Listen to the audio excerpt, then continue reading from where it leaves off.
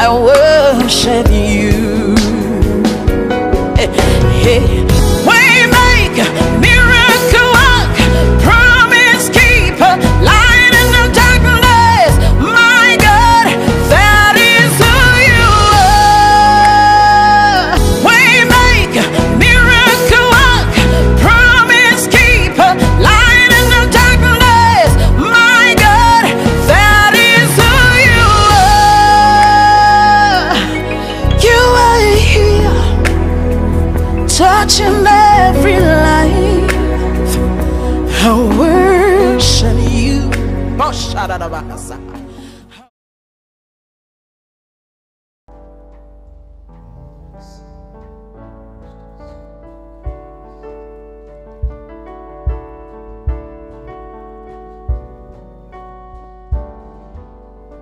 Shalom, shalom.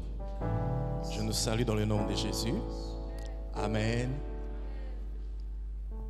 Est-ce que nous pouvons nous saluer les uns les autres, souhaiter la bienvenue ce matin? Merci à la chorale, vous pouvez reprendre votre place. Alléluia. Est-ce que tu es dans la joie d'être là ce matin? J'aimerais te rappeler que nous sommes le 1er août. Dieu nous a fait grâce. Nous sommes dans un nouveau mois. C'est le 8e mois de l'année. Alléluia. Dieu nous a protégés durant 7 mois durant. Est-ce que nous pouvons offrir à Dieu une offrande d'acclamation en signe de reconnaissance pour la protection, pour la santé, pour la vie? Laisse-moi te dire que c'est Dieu que tu es en train de remercier. Alléluia. C'est Dieu que nous sommes en train de remercier. Je disais que c'est Dieu que nous sommes en train.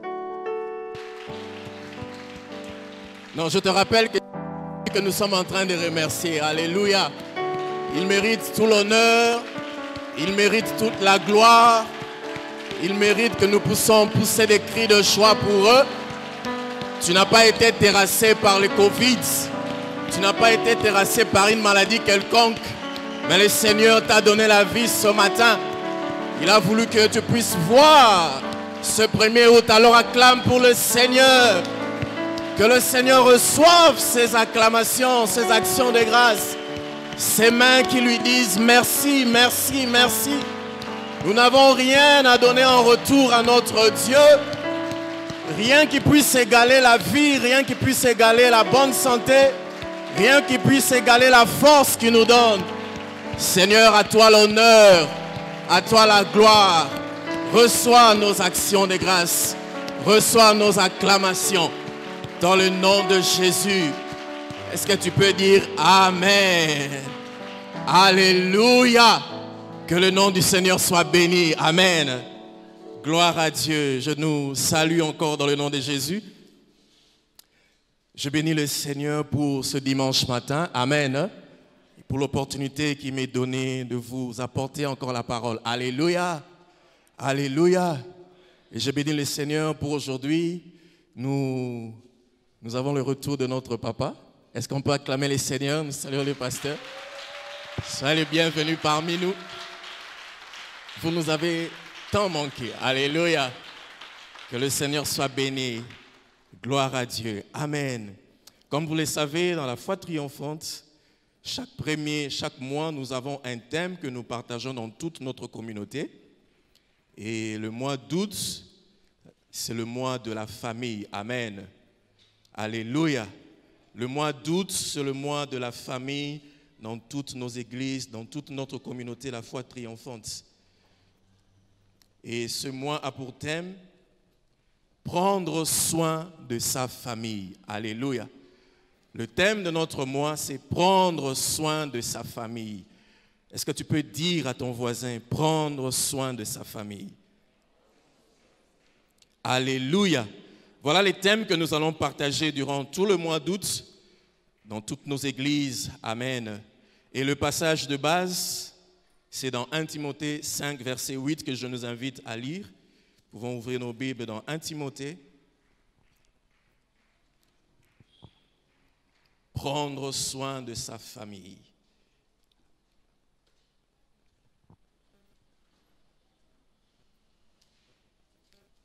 1 Timothée 5, 8. Vous y êtes? La Bible dit, si quelqu'un n'a pas soin des siens, et principalement ceux de sa famille, il a renié la foi, il est pire qu'un infidèle. Alléluia. Si quelqu'un n'a pas soin des siens, et principalement de ceux de sa famille, il a renié la foi, il est pire qu'un infidèle. C'est ce que la Bible nous dit. Voici le passage de base d'où est tiré notre thème de ce mois. Prendre soin de sa famille. Alléluia. Alléluia. Paul adresse une lettre à Tite et à Timothée pour leur montrer comment ils devaient remplir leurs tâches pastoraux, comment ils devaient organiser l'Église, comment ils devraient prendre soin de l'œuvre de Dieu. Alléluia. Alléluia. Dans les épîtres de Paul et de Timothée, on voit Paul en train de dire à Timothée qu'est-ce qu'il doit faire pour, par exemple, établir les évêques, pour établir les diacres. Il est en train de montrer les critères pour sélectionner les diacres, les évêques, les critères pour sélectionner les anciens de l'Église, pour sélectionner les responsables de l'Église. Il est en train aussi de lui dire comment il doit se comporter vis-à-vis de différentes couches sociales, personnalités dans l'Église, comment Timothée doit se comporter vis-à-vis des personnes âgées, des pères, vis-à-vis des mères, vis-à-vis des jeunes gens, de jeunes filles, comment il doit se comporter vis-à-vis de veuves, comment il doit organiser l'Église. Alléluia. C'est ce qui constitue ces livres, ces épîtres que nous appelons les épîtres pastoraux. Est-ce que quelqu'un peut dire Amen? Donc Paul écrit à Timothée pour lui dire, quand tu es à l'Église, voici comment tu dois te conduire devant les jeunes. Voici comment tu dois te conduire face à des personnes âgées. Voici comment tu dois te conduire devant des personnes qui sont comme des pères, devant des personnes qui sont comme des mères. Voici comment tu dois organiser l'Église. Il doit y avoir des évêques, il doit y avoir des anciens, des diacres. Voici les critères qui doivent être pris pour sélectionner ces personnes. Et voici comment aussi tu dois te comporter par rapport aux veuves. Alléluia. Alléluia. Et c'est en parlant de veuve, en parlant de comment il doit gérer le veuve, que le chapitre de 1 Timothée 5, 8 est intervenu. Alléluia. Alléluia. Je nous invite à revenir sur ce chapitre, à commencer à partir du verset 3. Vous verrez ce que la Bible dit pour une meilleure compréhension. La Bible dit, honore les veuves qui sont véritablement veuves. Si une veuve a des enfants ou des petits-enfants, qu'ils apprennent avant tout à exercer la piété envers leur propre famille et à rendre à leurs parents ce qu'ils ont reçu d'eux, car cela est agréable à Dieu. Celle qui est véritablement veuve et qui demeure dans l'isolement met son espérance en Dieu et persévère nuit et jour dans les supplications, dans les prières. Mais celle qui vit dans les plaisirs est morte, quoique vivante. Déclare ces choses afin qu'elles soient irréprochables. Alléluia. Et le verset 8 qui dit, si quelqu'un n'a pas soin des siens, principalement ceux de sa famille, il a renié la foi. Il a renié la foi. Alléluia. Donc certainement Timothée devait faire face à un problème qui était lié aux veuves. Il y avait plusieurs veuves dans l'église, je suppose. Et plusieurs veuves devenaient, disons, l'église devait prendre charge de ces personnes. Certainement Timothée a dit écrire à son mentor Paul pour lui expliquer la situation qu'il est en train de vivre à Éphèse. Et particulièrement en ce qui concerne les veuves. Il fait face à plusieurs veuves et l'Église devait pourvoir aux besoins de ces veuves. Alors, Paul dit à Timothée ceci. Si vous continuez dans la suite du chapitre 5, vous verrez ce que Paul disait par rapport aux veuves. Il dit à Timothée, il montre à Timothée comment il doit s'y prendre par rapport aux veuves. Alléluia. Il dit par exemple, ce n'est pas toutes les veuves que tu dois prendre en considération, disons, que tu dois prendre en charge. Il a fixé un âge pour considérer qu'une personne est réellement veuve et qui doit normalement être prise en charge par l'Église. Il dit c'est à partir de 60 ans qu'il faut considérer ceux qui sont réellement veuves. Ceux qui sont moins âgés, il y a plusieurs besoins qui peuvent surgir. Il y a encore les désirs du monde, les désirs d'apparaître. Ceux-là, ils peuvent ne le considèrent pas. Alléluia. prend soin seulement de ceux qui ont à partir de 60 ans et plus. Et à partir de 60 ans et plus, il y a deux catégories. Il y a ceux-là qui ont des enfants et des petits-enfants, et ceux qui n'ont ni enfants ni petits-enfants, qui n'ont personne pour prendre leur charge, pour s'occuper d'eux, qui n'ont personne pour subvenir à leurs besoins. C'est ceux-là que l'Église doit supporter. C'est ceux-là que l'Église doit prendre en charge. Alléluia. Alléluia. Ceux qui n'ont personne, ceux qui sont seuls, et ils sont consacrés à Dieu, ils sont en train de prier, ils passent leur temps dans la prière, dans le jeûne. C'est ceux-là que l'Église doit prendre en charge. Alléluia. Mais ceux de veuves qui ont 60 ans, qui ont des petits-enfants et des enfants, dis à ces petits-enfants, c'est à eux de prendre en charge leurs veuves. Alléluia. Alléluia. Paul dit à Timothée, enseigne à ses enfants, enseigne-le à prendre soin de leurs parents. Alléluia. Vous voyez dans quel contexte est sorti ces passages? Enseigne à ses enfants, enseigne à ses petits-enfants de prendre en charge leurs parents, de prendre en charge ses veuves. Alléluia. Ils sont là, ils ont des enfants, ils ont des petits-enfants qui ont de bonnes situations certainement. Ce n'est pas à l'Église, c'est à eux de prendre en charge leurs parents. C'est à eux de prendre en charge les veuves. Alléluia. Alléluia. Voilà pourquoi Paul dit dans le verset 8, si quelqu'un n'a pas soin des siens, il a renié la foi. Timothée enseigne à ces jeunes gens, enseigne à ses enfants, enseigne à ses fils, à ses parents de prendre en charge les veuves, de prendre en charge ce qui leur appartient. Alléluia. Est-ce que quelqu'un me comprend ce matin? Alléluia. C'est dans ce contexte que l'apôtre Paul a sorti cette phrase. Si quelqu'un ne prend pas soin des siens, principalement de ceux de sa famille, il a renié la foi. Alléluia. Parce qu'on avait l'impression à l'époque certainement que les veuves étaient là, abandonnées. Il y en a qui étaient abandonnés mais qui avaient des enfants. Qui avaient des revenus, qui avaient des enfants qui savaient se prendre en charge. Mais leurs parents étaient abandonnés. Leurs grands-parents étaient abandonnés. Alors Paul a interpellé Timothée pour lui dire, il faut enseigner à ces personnes. Il faut que tu dises à ces enfants de prendre soin de ces veuves, de prendre soin de ces grands-parents. Au fait, ils doivent retourner ce que les parents les ont donné. Alléluia. Alléluia. Avant de devenir ce qu'ils sont, ils étaient enfants. Et ce sont ces veuves, ce sont ces grands-parents qui les ont pris en charge. Ce sont ces veuves, ce sont ces grands-parents qui les ont supportés, qui les ont éduqués, qui les ont nourris, qui ont veillé sur leur vie, sur leur santé. En retour, il faut que ces enfants, que ces petits-enfants puissent prendre soin de leurs veuves. Alléluia. Alléluia. Oh, alléluia. Et Paul dit, cela est bon et agréable devant Dieu. Cela est bon et agréable devant Dieu. Ne pas le faire, c'est quelque chose de pire. C'est quelque chose d'impensable. C'est quelque chose qu'on qualifie de renier la foi. Alléluia.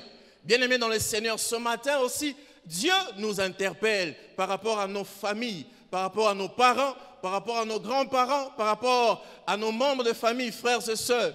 Nous devons prendre soin de nos familles. Nous devons nous occuper des siens. Nous devons nous occuper de nos parents, de nos grands-parents. Nous devons prendre soin d'eux. Alléluia. Bien-aimé dans le Seigneur, si tu es ce que tu es aujourd'hui, c'est parce qu'il y a eu des gens qui ont veillé sur toi. Si tu es ce que tu es aujourd'hui, c'est parce qu'il y a eu un jour, quelqu'un t'a donné la vie. Quelqu'un t'a donné naissance. Alléluia. Tu n'es pas venu de nulle part. Tu n'es pas apparu comme Melchisedec. Amen. Tu n'es pas descendu comme Adam. Tu es né d'une femme. Tu es né d'une personne. Cette personne a payé le prix fort pour te donner la vie. Alléluia. Alléluia. Y a-t-il des gens qui ont déjà assisté à un accouchement? Il y en a? Vous avez déjà assisté à un accouchement? Vous allez voir comment c'est pénible. Alléluia. Je me rappelle l'accouchement de ma deuxième fille. À l'hôpital là où ils étaient, ce n'était pas permis. Mais cette fois-là, ils l'ont permis. Alors le médecin me disait, tu pourrais être là, tu pourrais assister. Il dit, la majorité des hommes, quand ils assistent à ça, ils tombent évanouis. Soit ils tombent évanouis, soit ils fuient. Parce que c'est tellement terrible, c'est dur à voir. Alléluia. C'est dur à voir lorsqu'une femme donne naissance. Amen. Alléluia. Et il y a quelqu'un qui t'a donné naissance. C'est la vie qui est en jeu là. Il y a des risques que cette personne te donne naissance puisse mourir. Et après t'avoir donné naissance, cette personne a pris soin de toi. Amen. Après t'avoir donné naissance, cette personne t'a protégé. Vous savez, c'est lorsqu'on devient parent qu'on se rend compte de ce que nos parents à nous ont dû subir pour nous faire grandir, pour faire de nous ce que nous sommes aujourd'hui. Amen. Alléluia. Lorsqu'on te donne naissance, et ça ne s'arrête pas là. La personne doit te supporter pendant toute ton enfance. Il y en a qui passent 3 mois pendant des veilles, pas de sommeil, parce qu'on doit bercer l'enfant qui pleure à cause de coliques. Vous voyez? Tu étais tout petit, tu étais ignorant, mais on devait prendre soin de toi. On devait veiller sur ta vie, on devait te protéger, on était obligé de te nourrir. On devait y veiller matin, midi, soir. Vous voyez? Ce sont tes parents qui ont fait ça pour toi. Alléluia. Alléluia. Oh, alléluia. Oh, ne pense pas que si tu es ce que tu es aujourd'hui, c'est par ta propre force. C'est parce que tu es un homme ou tu es une femme. Non, bien-aimé. Tu viens de quelque part. Tu viens de quelque part. Vous savez, quand vous regardez les enfants, vous vous rendez compte que d'où nous venons. Amen. Quand tu es né, tu ne savais pas parler. Quand tu es né, tu ne savais pas marcher. Quand tu es né, tu ne savais rien faire. On a dû tout apprendre. Amen. On a dû tout apprendre. Est-ce qu'il y a un bébé dans la salle ici? Est-ce qu'il y a quelqu'un qui a un bébé dans la salle? Non. Oui? Est-ce qu'on peut... Maman, on peut juste se mettre debout. On va juste voir. Juste debout, on va voir le bébé. Vous voyez? Est-ce qu'on peut regarder l'enfant, le bébé qui est là? Vous voyez d'où nous venons? Alléluia. Oh, alléluia. Merci, maman, que Dieu vous bénisse. Nous venons tous de là. Nous étions tous comme ça. Alléluia. S'il n'y avait pas une maman ou un papa pour prendre soin de nous, nous ne serons pas ce que nous sommes aujourd'hui. Voilà pourquoi Paul dit, c'est tout à fait normal aux fils et aux parents de rendre en retour ce qu'ils ont reçu de leurs parents. Alléluia. Ce qu'ils ont eu à bénéficier pour être ce qu'ils sont. Alléluia. Oh, alléluia. Bien-aimés, nous devons prendre soin de nos familles. Nous devons prendre soin de de nos miens, de ceux qui nous sont proches. Parce que nous venons de quelque part. Nous venons de quelque part. Il y a des parents qui ont eu à souffrir pour te donner l'éducation que tu as aujourd'hui. Ils se sont privés de beaucoup de choses. Ils se sont privés peut-être des habits. Ils se sont privés peut-être de certains loisirs, plaisirs qu'ils pouvaient se faire pour ton instruction, pour ton éducation, pour que tu aies cette licence, ces diplômes que tu as aujourd'hui. Alléluia. Il y en a même qui ont accepté de se rabaisser, vendre au coin de la rue, vendre de la braise pour que tu sois ce que tu es aujourd'hui. Et en retour, tu te dois toi aussi de leur retourner l'ascenseur, comme on le dit. Alléluia. Voilà pourquoi Paul dit, il faut que tu dises à ces enfants, il faut que tu dises à ces filles, ce n'est pas normal que leurs veuves, que leurs grands-parents puissent traîner à l'église, puissent ne pas avoir de soutien, pendant qu'ils ont des enfants, pendant qu'ils ont des petits-enfants, qui, s'ils sont ce qu'ils sont, c'est à cause de ses parents. Alléluia. Il dit, dis-leur que celui qui ne prend pas soin de sa famille, principalement de ceux de sa famille, il a renié la foi. Alléluia. Il a renié la foi. Les parents auraient pu t'avorter, ils auraient pu t'abandonner, te laisser tomber, mais ils ont pris soin de toi pour devenir ce que tu es aujourd'hui. Pour devenir ce que tu es aujourd'hui. Alléluia. Alléluia. Oh, alléluia. L'apôtre Paul ne s'arrête pas là. Dans 1 Timothée 5, il dit qu'ils doivent non seulement prendre soin, mais celui qui ne prend pas soin, il dit, il a rejeté la foi. Celui qui ne prend pas soin de sa famille, il a renié la foi. L'apôtre Paul compare le fait de ne pas prendre soin des siens, de sa famille, de renier la foi, de renier la foi. Tu vois? Le fait de ne pas prendre soin de ta famille, de ceux qui sont à toi, de ceux qui t'appartiennent, c'est semblable à renier la foi. Alléluia. C'est semblable à abandonner la foi. Vous voyez? C'est une déclaration très forte. Donc, celui qui ne prend pas soin de sa famille est semblable à quelqu'un qui a renié la foi. Est semblable à quelqu'un qui a abandonné la foi. C'est quoi renier la foi? Renier la foi, c'est comme je l'ai dit, c'est abandonner la foi. c'est renier Jésus. C'est abandonner sa vie chrétienne. Alléluia. Renier la foi, c'est rejeter tout ce qui fait la vie chrétienne. C'est rejeter Jésus, c'est tourner le dos à Christ. C'est faire comme ce que Pierre avait fait lorsqu'on a arrêté Jésus. Il dit, toi aussi tu étais avec. Il dit, je n'ai jamais, voilà, je n'ai jamais été avec cet homme. Alléluia. Donc tu renies Jésus. Tu abandonnes Jésus. C'est la même chose lorsqu'on ne prend pas soin de sa famille. Alléluia. C'est fort, hein? Renier la foi, ça revient à redevenir païen. Donc si tu ne prends pas soin de ta famille, Paul dit, tu es quelqu'un qui est redevenu païen. Tu es quelqu'un qui est retourné aux anciennes choses que tu avais rejetées. Alléluia. Oh, alléluia. Celui qui n'est pas prend soin de sa famille, en quelque sorte, Paul voulait dire, il n'est plus chrétien. L'apôtre Paul veut nous faire comprendre que parmi les éléments qui font de nous des chrétiens, il y a le fait aussi de prendre soin de sa famille. Alléluia. Oh, alléluia. Parmi tous les éléments qu'on peut citer, qui font qu'une personne peut être déclarée chrétienne, il y a le fait de prendre soin de sa famille. Ce qui veut dire, si tu ne le fais pas, c'est que ta chrétienté est remise en cause. C'est que ta chrétienté est douteuse. Alléluia. Oh, alléluia. Si nous prenons un tableau où l'on met tout ce qu'il faut, tout ce que l'on peut identifier d'un chrétien, c'est-à-dire pour être un chrétien, il faut ceci, il faut ceci. Est-ce qu'on peut aller, pour être chrétien par exemple, qu'est-ce qu'il faut? Qu'est-ce qui montre qu'une personne est chrétienne? Allons-y, allons-y. Qu'est-ce qui montre qu'une personne est chrétienne? Je risque de douter de votre foi. Alléluia. Alléluia. Un tableau qui récapitule tout ce qui fait de nous des chrétiens. Premièrement, bien sûr, après la nouvelle naissance, il y a le fait de méditer la parole de Dieu. Oui. Il y a le fait de prier. Alléluia. Alléluia. Il y a le fait de marcher dans la sainteté, de marcher dans la crainte de Dieu. Il y a le fait d'évangéliser, de gagner les âmes. Vous voyez? Dans tous ces tableaux-là, dans tous ces éléments qui font de nous des chrétiens, il faut ajouter prendre soin de sa famille. Alléluia. Il faut mettre dedans prendre soin de sa famille. Si marcher dans la sainteté, dans la sanctification, c'est ce qui fait de nous un chrétien, sache aussi que le fait de prendre soin de sa famille fait de nous des chrétiens. Amen. Alléluia. Paul dit, celui qui ne prend pas soin de sa famille a renié la foi. Il a abandonné sa foi. Il a rejeté sa foi. Prendre soin de sa famille fait de nous des chrétiens. Prendre soin de sa famille, c'est une façon de montrer à la face du monde et aux autres que nous sommes réellement des chrétiens. Alléluia. Oh, alléluia.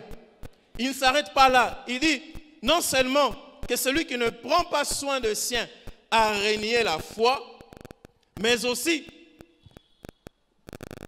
il est pire qu'un infidèle. Alléluia. Oh, alléluia. Le fait de ne pas prendre soin de sa famille, ça n'équivaut pas seulement à renier sa foi chrétienne, mais c'est aussi que tu es devenu pire qu'un infidèle. Alléluia. Que tu es devenu pire qu'un infidèle.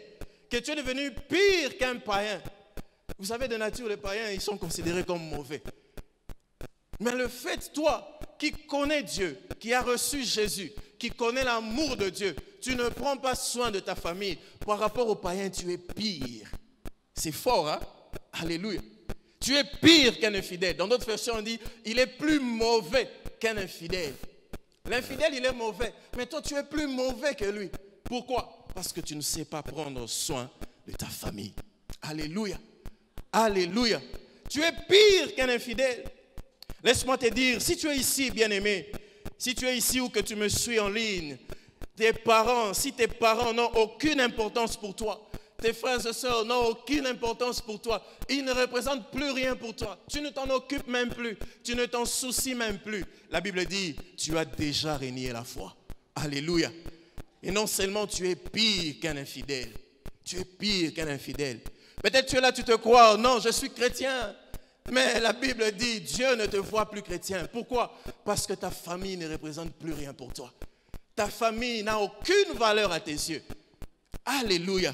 Celui qui ne prend pas soin de sa famille est pire qu'un infidèle. Il a renié la foi. Il a renié la foi. Donc mieux vaut encore un païen. Hein? Parce que certainement un païen peut être excusable parce qu'il agit selon ses impulsions. Il n'a pas rencontré l'amour de Dieu. Mais c'est inconcevable pour un enfant de Dieu, quelqu'un qui a expérimenté l'amour et la bonté de Dieu, de ne pas prendre soin de sa famille. C'est ce que l'apôtre Paul veut nous faire comprendre ce matin. Alléluia. Oh, alléluia. Ces affirmations, ces interpellations de l'apôtre devraient nous interpeller.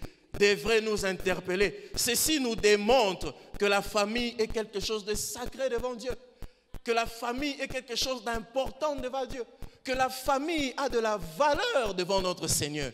Parce qu'il compare le fait de prendre soin de sa famille à la foi chrétienne. Alléluia. Alléluia. La famille a des prix aux yeux de notre Seigneur. La famille a de la valeur aux yeux de notre Dieu. Et cela devrait nous inciter à reconsidérer notre façon de voir, notre façon de considérer, de concevoir la famille. Amen. Alléluia. Alors c'est quoi la famille? Je vais faire quelques définitions. C'est quoi la famille? Selon le dictionnaire, la famille, c'est l'ensemble d'un homme et d'une femme qui s'unissent pour avoir des enfants. Amen. C'est un groupe qui est formé des parents constitués d'un homme et d'une femme et leurs enfants. C'est ça qu'on appelle famille. Donc la famille est au moins composée de deux personnes, un homme et une femme. On définit encore comme étant l'ensemble composé d'un père, d'une mère et des enfants. Ça, c'est ce que nous appelons la famille restreinte. Mais il y a aussi des oncles, il y a aussi des tantes, il y a aussi des grands-parents. C'est ce que nous appelons la famille élargie. N'oubliez pas que nous sommes en Afrique. Amen. Donc la famille, c'est quelque chose qui ne vient pas de l'homme. C'est quelque chose que Dieu lui-même a établi, que Dieu lui-même a institué. Amen. Ouvrons nos Bibles dans Genèse 2, 20. Nous voyons là la toute première famille que Dieu a créée. Genèse 2 à partir du verset 20. Vous y êtes? La Bible dit, « Et l'homme donna de nom à tous les bétails, aux oiseaux du ciel, à tous les animaux de champ. Mais pour l'homme, il ne trouva point d'être semblable à lui. Alors l'Éternel Dieu fit tomber un profond sommeil sur l'homme qui s'endormit. Il prit ses côtes. Il prit une de ses côtes, referma la chair à sa place. L'Éternel Dieu forma une femme de la côte qu'il avait prise de l'homme et il l'amena vers l'homme. Et l'homme dit, voici, cette fois-ci, l'os de mes os, la chair de ma chair. Alléluia. On l'appellera femme parce qu'elle a été prise de l'homme. C'est pourquoi l'homme quittera son père et sa mère et s'attachera à sa femme. Et les deux deviendront une seule chair. Alléluia. C'est ici que la famille a commencé. Et c'est Dieu qui en est l'auteur. Amen. C'est Dieu qui a uni l'homme et la femme. C'est Dieu qui a institué un cadre dans lequel toute famille doit commencer. Toute famille doit naître. Toute famille doit évoluer. C'est dans le cadre de ce qu'on appelle le mariage. Alléluia. Alléluia. Dieu a créé l'homme, il a créé la femme, il les a unis. Et pour Dieu, la famille doit évoluer, doit commencer, doit naître dans ce cadre qu'on appelle le mariage.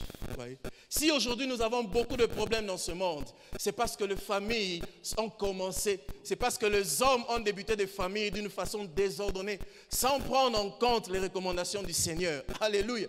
Tu fais un enfant à gauche, tu prends une femme à droite, tu prends un autre à gauche ou de l'autre côté. Tu crées tellement un désordre que tu as des enfants et des femmes à gauche, à droite. Et c'est là ça crée des problèmes. Vous voyez? Or, si l'homme avait respecté le cadre que Dieu avait institué pour commencer une famille, je suis sûr que dans notre monde aujourd'hui, nous n'aurons pas beaucoup de problèmes. C'est parce que l'homme ne respecte pas ce que Dieu a établi qu'aujourd'hui nous avons beaucoup de problèmes, qu'aujourd'hui nous avons beaucoup de défis. Alléluia. Oh, alléluia. Nous avons fait des enfants à gauche, à droite. Ces enfants sont frustrés parce qu'ils n'ont pas reçu l'amour qu'ils devaient avoir d'un père ou d'une mère. Ce père n'est jamais là. Il ne l'a jamais connu. Vous voyez? Tout ça, ça crée des frustrations. Tout ça fait que le lendemain, on a des gens rebellés, on a des gens révoltés. Aujourd'hui, on se plaint des phénomènes Kuluna. Mais le phénomène Kuluna tire sa source des familles qui ont été mal gérées, des familles qui ont mal commencé, des familles qui n'ont pas respecté les cadres. Alléluia. Alléluia. La famille est quelque chose de sacré devant Dieu. Et Dieu a institué un cadre pour la commencer. J'aimerais te dire, bien-aimé, toi qui es ici présent, papa, oh jeune homme, j'aimerais te dire que la femme avec qui tu vis ne vient pas de Mars. Que la femme avec qui tu as eu des enfants, tu as fait des enfants, ne vient pas de Jupiter. Alléluia. Que la personne avec qui tu vis n'a pas atterri comme ça, n'est pas venue comme Adam. Elle vient d'une famille. Alléluia. Elle vient de quelque part. Elle a des parents, elle a des frères et sœurs. Si aujourd'hui tu es en même de l'apprécier, si aujourd'hui tu l'as apprécié au point de la prendre comme femme, de faire avec elle des enfants, c'est parce qu'il y a eu des gens qui ont investi en elle. Amen. C'est parce qu'il y a eu des gens qui ont veillé sur sa vie. C'est parce qu'il y a eu des gens qui ont fait d'elle ce qu'elle est aujourd'hui et que tu puisses apprécier. Alléluia. Oh, alléluia. Alors le fait de la prendre sans honorer ces personnes est mal aux yeux de Dieu. Alléluia. Et quelque chose de mal que Dieu réprime. La femme avec qui tu es, elle ne vient pas de nulle part. Elle a une famille. Alors prends la peine, bien-aimé, de l'honorer. Prends la peine d'honorer les personnes qui ont investi en elle pour qu'elle soit ce qu'elle est. Alléluia. Il n'est jamais trop tard pour bien faire. Il n'est jamais trop tard pour bien faire. Prends la peine d'honorer ses parents. Prends la peine d'honorer cette personne en allant payer la dot. En allant donner la dot à ses parents. C'est une façon d'honorer ses parents. C'est une façon d'honorer cette personne. Ce que tu fais n'est pas bien. Alléluia. Oh, alléluia. Alléluia. J'aimerais interpeller ce matin tous ceux-là qui sont dans cette situation compliquée, qui sont dans ces situations confuses, qui ont constitué des familles sans payer des dots, sans honorer Dieu et l'Église, sans honorer les parents et l'État.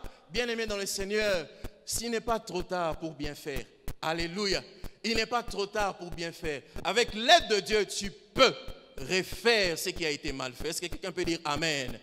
Alléluia. Avec l'aide de Dieu, tu peux refaire ce qui n'a pas été bien fait.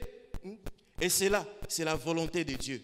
Il n'est pas trop tard de bien faire les choses. La Bible dit dans Hébreux 13, 14, que le mariage soit honoré de tous. Alléluia. Que le mariage soit honoré de tous. Nous devons bien commencer les familles. Nous devons bien commencer nos familles. Alléluia. Oh, alléluia. C'est ça la famille. La famille, c'est un homme et une femme qui se décident de s'unir par le lien du mariage et d'avoir des enfants. Dieu aime la famille, bien-aimé. La famille, comme je le disais, est d'une importance capitale à ses yeux. Dieu a commencé le monde par une famille. Dans Genèse 1, 27 à 28, nous le voyons. Il a commencé le monde par une famille. Il a créé Adam et Ève et il a dit multipliez-vous, remplissez la terre. Alléluia. Le monde a commencé par une famille. Cette terre a commencé par une famille. Ouais. Non seulement ça, pour créer l'humanité, pour recréer l'humanité après le déluge, Dieu est passé aussi par une famille, la famille de Noé. Dieu voulait détruire le monde, Dieu voulait détruire l'humanité. Nous allons le voir dans Genèse 6, 17 à 18, et puis dans Genèse 10.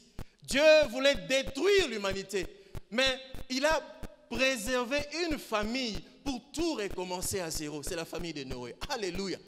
Oh, alléluia. Ouais.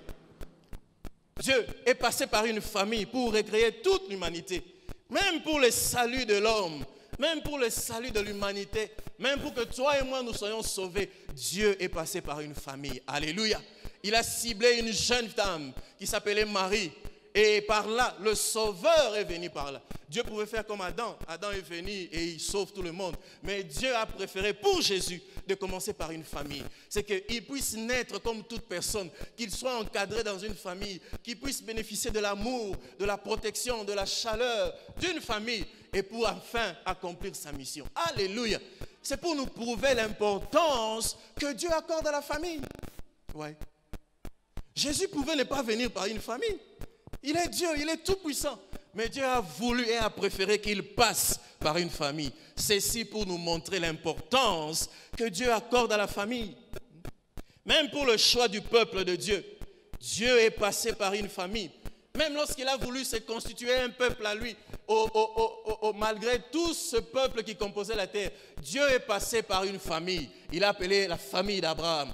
Il a choisi Abraham. Il a dit, je ferai de toi une nation. je ferai de toi un peuple, une famille, et toutes les familles de la terre seront bénies par toi. Vous voyez?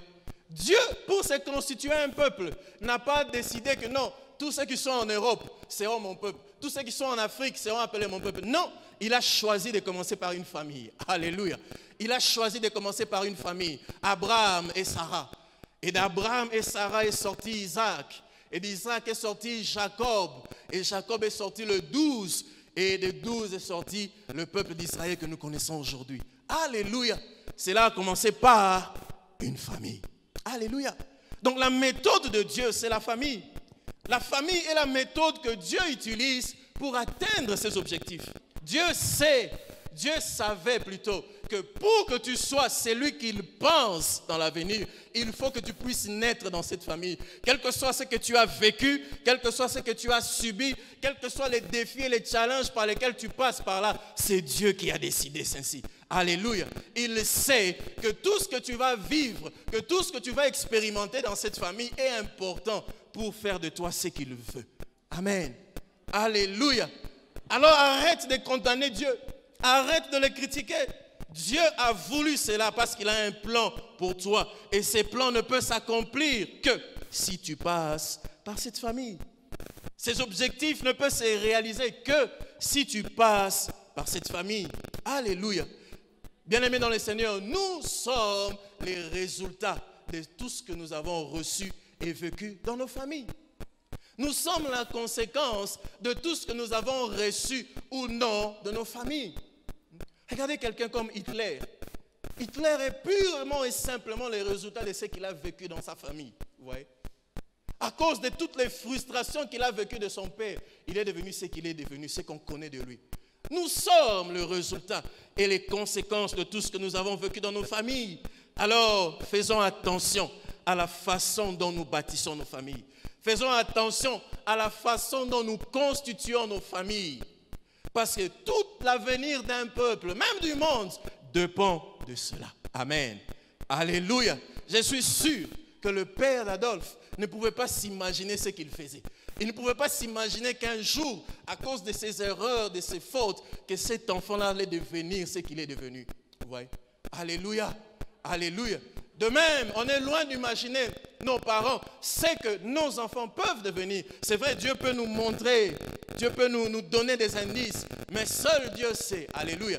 Voilà pourquoi prenons garde, prenons soin dans la manière dont nous constituons nos familles. Veillons-y avec beaucoup de considération. Deuxièmement, après la famille, c'est quoi prendre soin de sa famille? C'est quoi prendre soin de sa famille? Prendre soin de sa famille, premièrement, ça veut dire s'occuper de sa famille. Celui qui prend soin de sa famille, c'est celui qui s'occupe de sa famille. Alléluia. Oh, alléluia. Est-ce que tu t'occupes de ta famille, bien-aimé? Est-ce que tu t'occupes de ta famille? S'occuper de sa famille, c'est être en mesure de consacrer son temps pour sa famille. S'occuper de sa famille, c'est être en mesure de consacrer son temps pour sa famille. Avoir de l'attention pour sa famille. Ouais. C'est prendre ses responsabilités vis-à-vis de sa famille. S'occuper de sa famille, c'est prendre en charge sa famille sur tout le point, que ce soit financier, que ce soit moral, que ce soit matériel. Aussi longtemps que cela dépend de toi. Alléluia. Alléluia. Prendre soin de sa famille, c'est premièrement s'occuper de sa famille.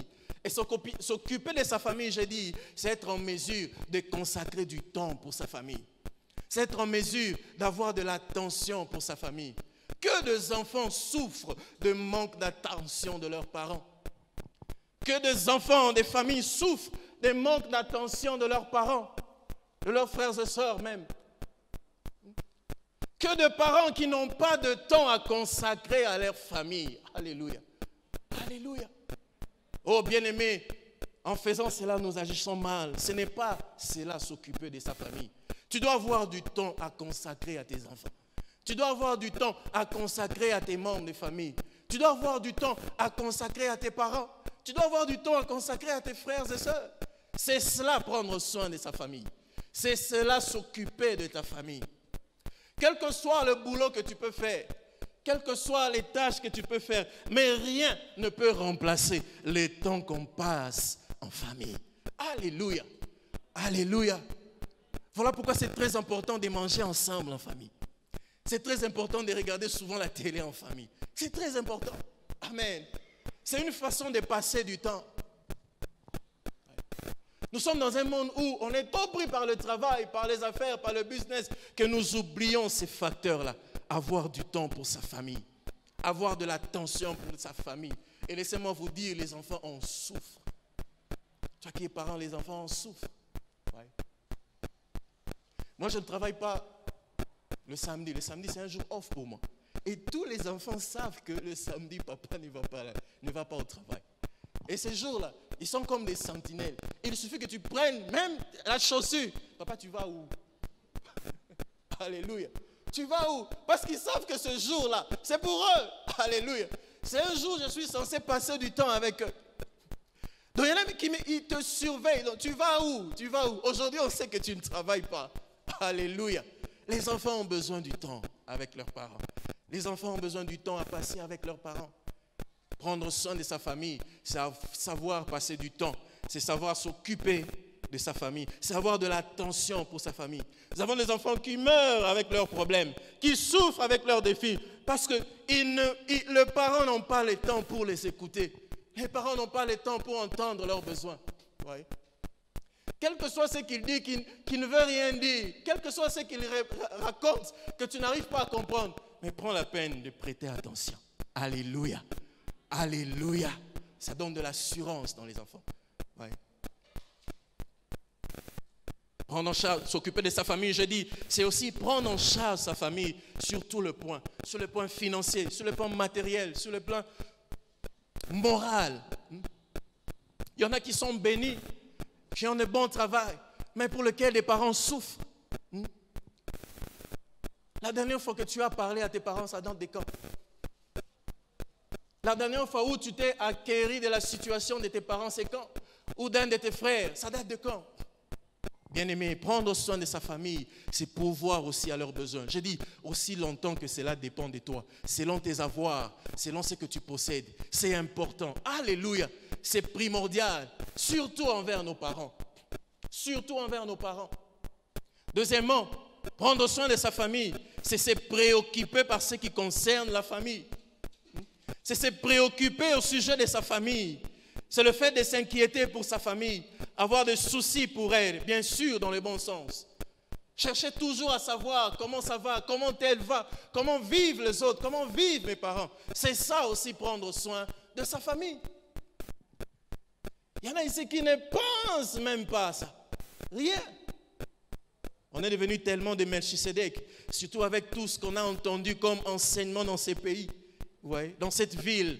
Cela a détruit les familles. Alléluia. Alléluia. Des enseignements comme la servitude, des enseignements comme les démons, ça détruit les familles. Bien-aimés, ne soyons pas comme ça. Prendre soin de sa famille, c'est savoir s'inquiéter pour sa famille, avoir du souci pour elle.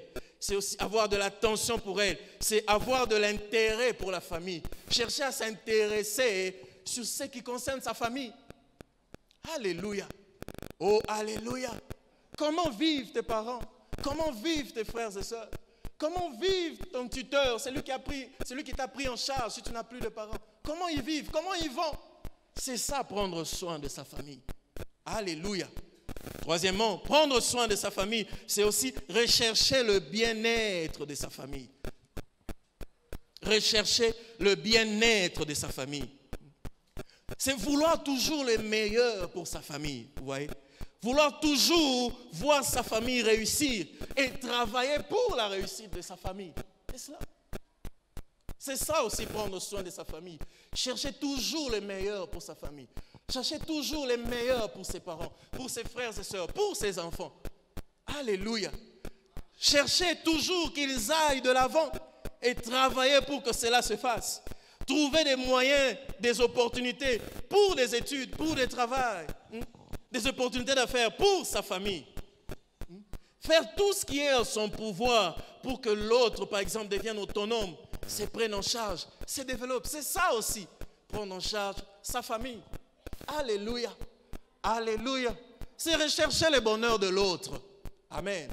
C'est rechercher que l'autre aussi réussisse.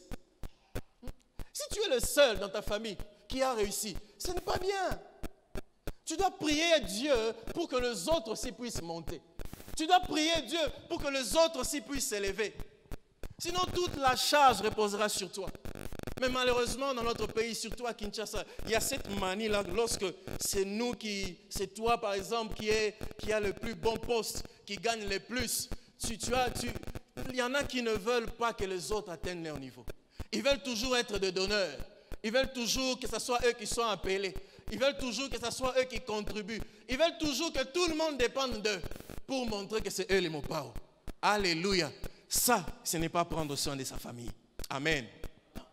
Ce n'est pas prendre soin de sa famille. Vous savez, un homme a dit, les Congolais, ils sont comme des crabes. Vous pouvez le mettre dans une casserole et laisser même ouvert. Personne ne va sortir. Pourquoi? Parce que si l'autre veut monter, il y a l'autre qui les tire pour descendre. Malheureusement, c'est une triste réalité que je constate. Oui, que ce soit dans les familles, dans ce pays. Et nous devons changer ces choses. Ça doit nous réjouir de voir l'autre monter.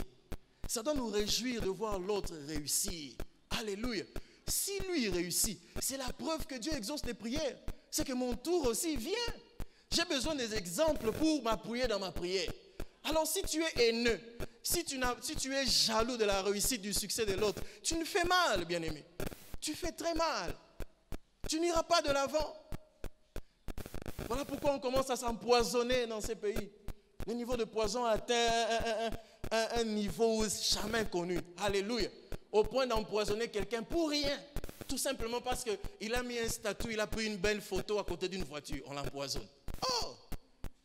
Seigneur, que Dieu nous délivre de ces cœurs qui est devenu mauvais dans ces pays. Amen. Nous devons prier pour cela. Ce n'est pas normal. Nous devons prier pour que ces choses s'arrêtent. Ce n'est pas normal. Alléluia. Alléluia.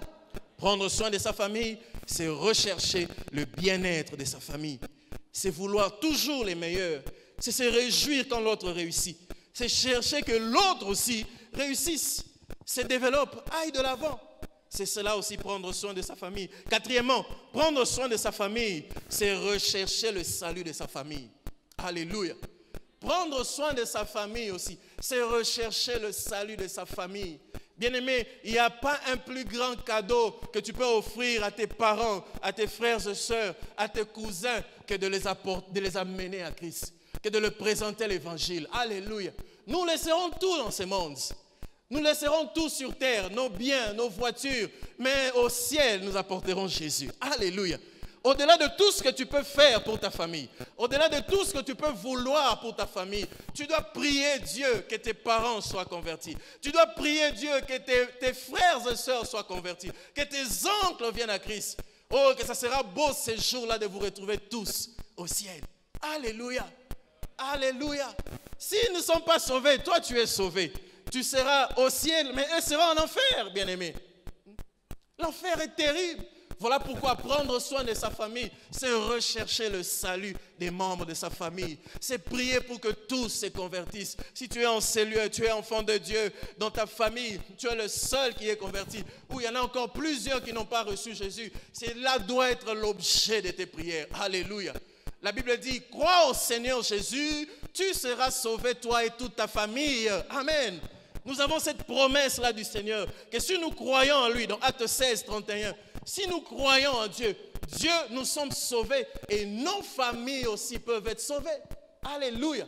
Voilà pourquoi tu dois travailler en t'appuyant sur ce passage. Seigneur, tu as dit, si je crois en toi, je serai sauvé, non pas moi seul, mais ma famille aussi. Alléluia. Alléluia. Prie, recherche le salut de ta famille. Prie, recherche le salut de tes parents, de ta mère, de ton père, de tes frères et sœurs, de tes oncles. Prie, recherche leur salut. Alléluia. C'est cela, prendre soin de sa famille. C'est le plus beau de cadeaux que tu peux donner à ta famille. C'est le plus beau de cadeaux que tu peux laisser à ta famille. Ne te minimise pas à cause de ton âge. Que tu sois le cadet, que tu sois le plus jeune ou le plus vieux, tu as la possibilité, avec la grâce de Dieu, d'amener tous les membres de ta famille à Christ. Alléluia. Oh, alléluia. Cinquièmement, prendre soin de sa famille, c'est prier aussi pour sa famille. Bien-aimés, certains défis dans la vie, certains challenges dans nos familles, certaines réalités ne trouveront de solution que par la prière. L'argent ne résolvera pas tout. Alléluia. L'argent ne brisera pas les barrières démoniaques. L'argent ne renversera pas des forteresses. L'argent ne renversera pas des limitations. Mais la prière a la capacité de résoudre les problèmes qui ne peuvent être résolus par l'homme. Voilà pourquoi celui qui prend soin de sa famille, c'est quelqu'un qui prie aussi pour sa famille. C'est quelqu'un qui jeûne pour sa famille. C'est quelqu'un qui implore Dieu pour sa famille. Il y a certaines situations qu'on ne comprend pas. Il y a des familles où les gens ne se marient pas. Il y a des familles où les filles sont toujours engrossées. Il y a des familles où il y en a qui meurent à un certain âge. Bien aimé, ces choses prendront fin que lorsque tu fléchiras les genoux, lorsque tu prieras le Seigneur, lorsque tu demanderas son intervention. Alléluia. Alléluia. Tu dois apprendre à prier pour ta famille, à prier pour tes parents, à prier pour tes frères et sœurs, à les recommander entre les mains du Seigneur. Alléluia. Parce qu'il y a certaines situations, il y a certaines solutions qui ne viendront que par la prière. Tu as des enfants rebelles. Il y a des choses que tu n'arrives plus à comprendre de tes enfants. Tu as ton mari qui est devenu fidèle. Ta femme est devenue compliquée. Des choses se passent dans ta maison. Tu n'arrives pas à comprendre. Des choses se passent dans ta famille. Tu n'arrives pas à comprendre. Bien-aimé, plie les genoux. Fléchis les genoux devant Dieu. Prie le Seigneur qu'il intervienne pour ta famille. Alléluia. Alléluia. Je connais l'histoire d'une dame dont le mari était devenu infidèle.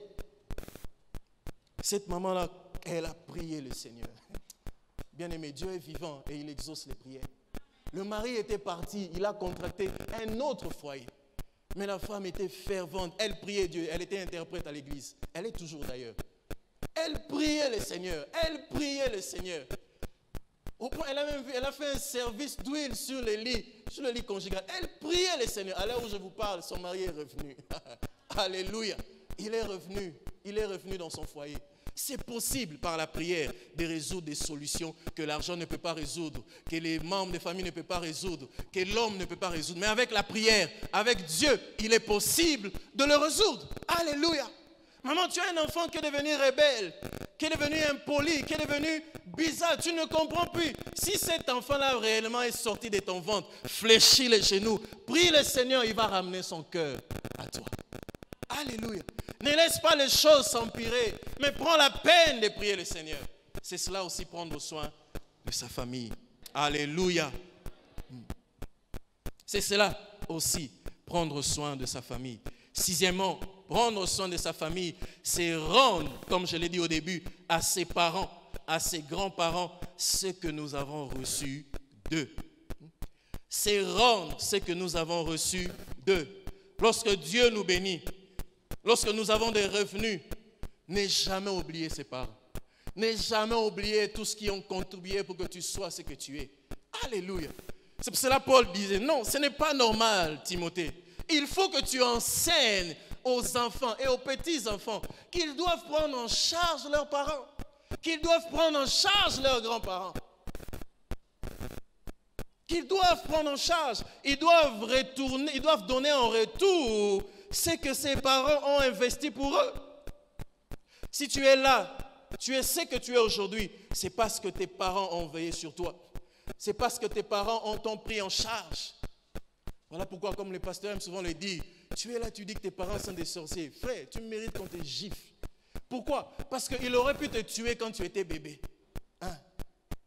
Il aurait pu tout faire quand tu étais comme une toute petite pomme là, 2 bouts de pomme là. Tu étais inconscient, tu ne savais rien. Il pouvait tout faire de ta vie. Mais il ne l'a pas fait. Il t'a élevé. Tu es devenu ce que tu es ici. Il s'est même brûlé pour que tu manges, pour que tu aies du travail, pour que, disons, tu étudies, tu aies un diplôme. Et en retour, parce qu'elle est devenue vieille, parce qu'ils ont des rides, parce qu'ils parlent difficilement, parce qu'ils marchent avec une canne, tu les qualifies des sorciers. C'est une malédiction, frère. C'est une malédiction, sœur. Voir des enfants oser lever leurs mains sur des parents, c'est une malédiction, frère. Alléluia. Que Dieu te préserve de cela. Tu dois apprendre à rendre à tes parents ce que tu as reçu d'eux.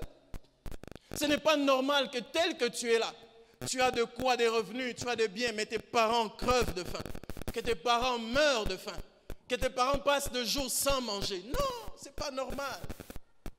Aussi longtemps que ça dépend de toi, tu dois te démerder pour leur venir en aide.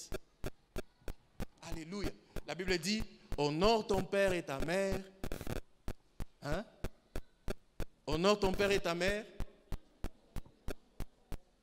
Honore ton père et ta mère. Je n'entends pas. Honore ton père et ta mère. Ouais. C'est la recommandation qui est attachée à une promesse. Si tu veux vivre longtemps, apprends à réjouir le cœur de tes parents. Si tu veux vivre longtemps, apprends à réjouir les besoins de tes parents. Alléluia. Regardez comment Isaac a béni Jacob ou Isaïe. Il a dit ceci. Bientôt je vais mourir. Je ne sais plus voir, je n'ai plus de force. Fais ceci. Va, tue un gibier. Prépare-moi une très bonne sauce. Quand mon cœur va manger et que mon cœur va se réjouir, je vais te bénir. Tu vois? La bénédiction vient quand les parents se réjouissent. Quand tu as fait quelque chose qui a réjoui son cœur, tout ce qu'il va prononcer dans sa bouche va atteindre ta vie. Alléluia. C'est cela le secret. Si tu veux aller de l'avant, si tu veux être béni, fais tout ce qui est dans ton possible pour réjouir le cœur de tes parents. Pour réjouir, satisfaire leur cœur. Et lorsqu'ils vont sortir des paroles de sa bouche, cela atteindra ta vie. Amen. Alléluia. C'est cela le secret.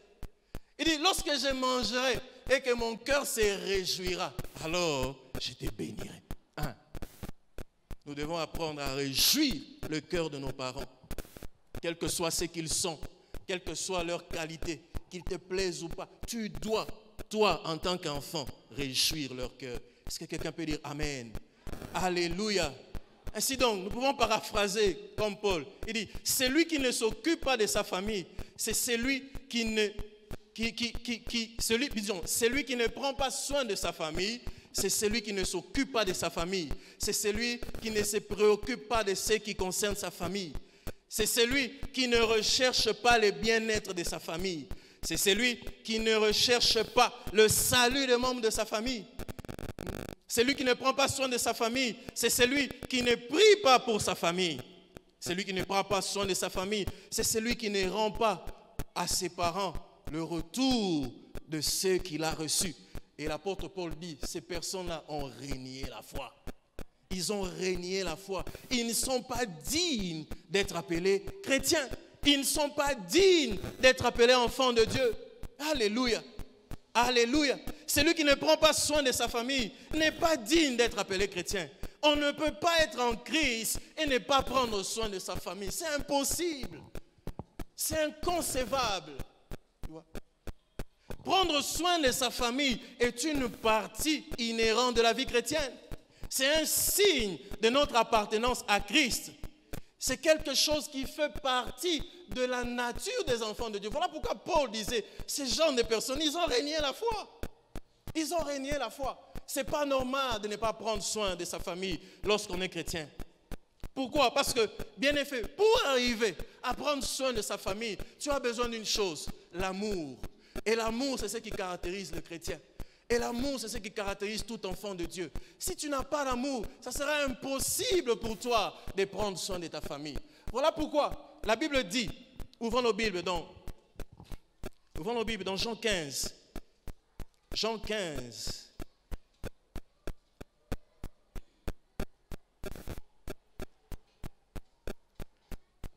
Jean 15, verset 12. Jésus dit ceci. C'est ici mon commandement. Aimez-vous les uns les autres comme je vous ai aimé. Il n'y a pas de plus grand amour que de donner sa vie pour ses amis.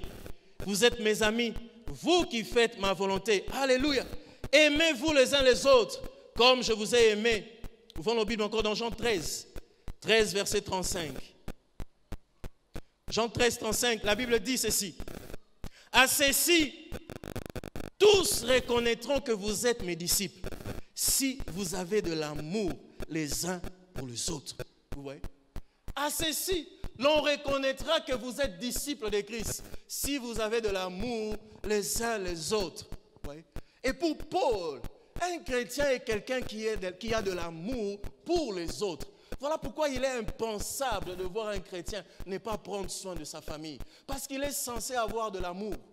C'est l'amour qui va lui conduire à aimer sa famille, à prendre soin de sa famille. Le fait de ne pas avoir de l'amour, le fait de ne pas prendre soin de sa famille, c'est un signe de manque d'amour. Et celui qui n'a pas d'amour n'est pas digne d'être un chrétien.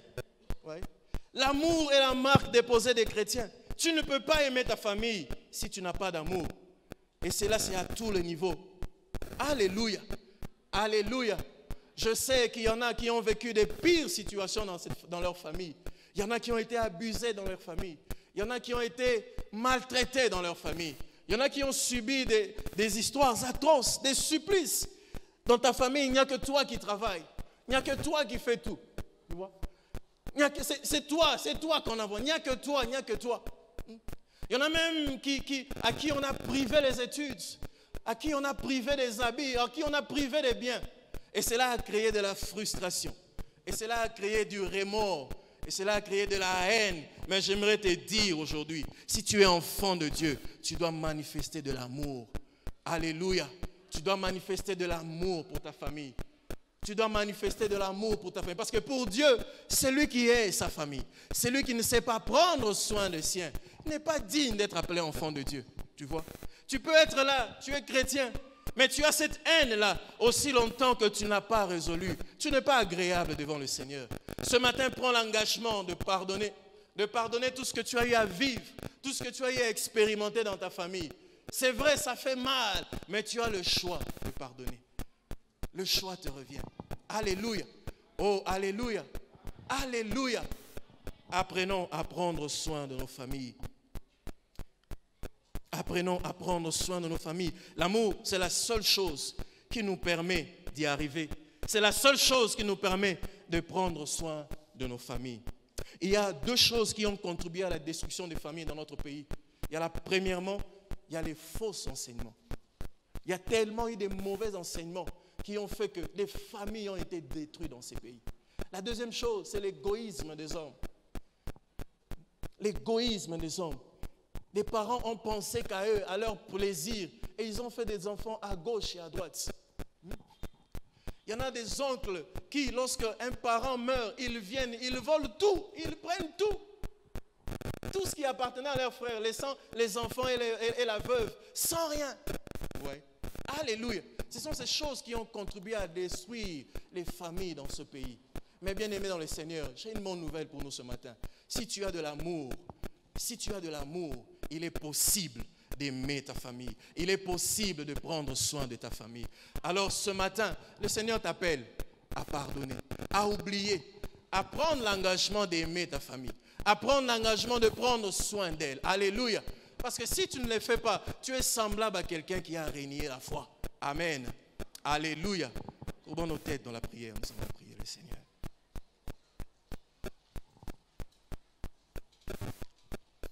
Prenons soin de nos familles. Je ne sais pas quelle est ta situation ce matin. Alléluia.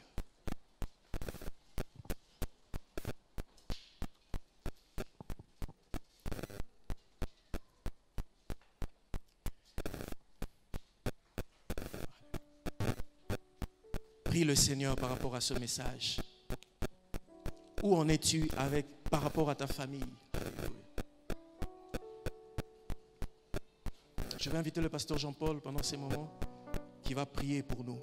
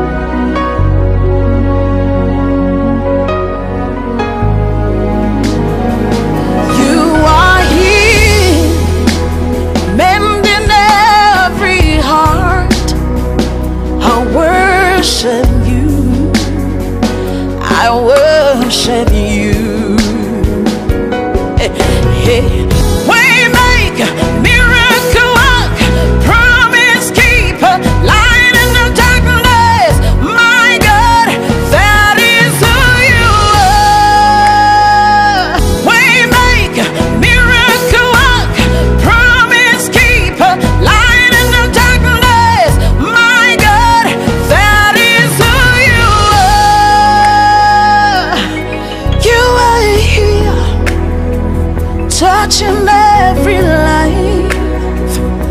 I worship you.